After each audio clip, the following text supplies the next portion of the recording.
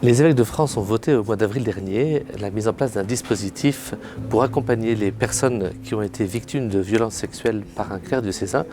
alors qu'elles étaient déjà majeures. Pour cela, on est en train d'organiser une équipe autour d'un magistrat honoraire et une équipe pluridisciplinaire avec des compétences assez diverses, de compétences juridiques, de compétences sur la manière d'accompagner les personnes, avec un défi qui est de mettre en place au niveau local, soit au niveau des diocèses, soit au niveau interdiocésain, donc au niveau des provinces, quand ça permet de multiplier ou de conjuguer les compétences et les personnes ressources, pour pouvoir accueillir et accompagner ces personnes, avec comme défi la reconnaissance de ce qui s'est passé, de la violence, reconnaissance aussi des conséquences dans la vie et de tout ce que ça peut être comme épreuve, comme douleur, comme difficultés qui sont vécues aujourd'hui. Et puis dans l'accompagnement, c'est de pouvoir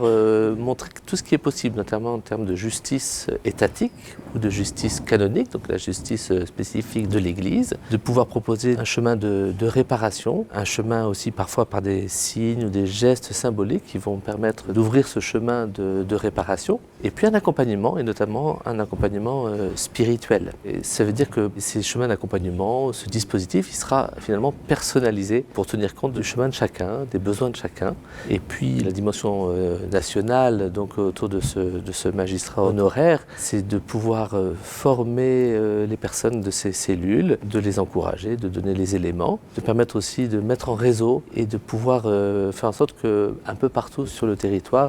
il y a une sorte d'uniformité dans la réponse ou dans la manière d'accompagner les personnes. Ce dispositif permet aussi, s'il y a besoin, de faire appel à un système de la médiation, donc qui est quelque chose de très professionnel, très encadré, quand les deux parties sont demandeurs et sont volontaires, pour pouvoir trouver un chemin d'accord. Avec ce dispositif, ce qui est premier, c'est la personne qui est victime, et de la mettre à la première place, et de l'accompagner. Donc on est en train de mettre cela en place,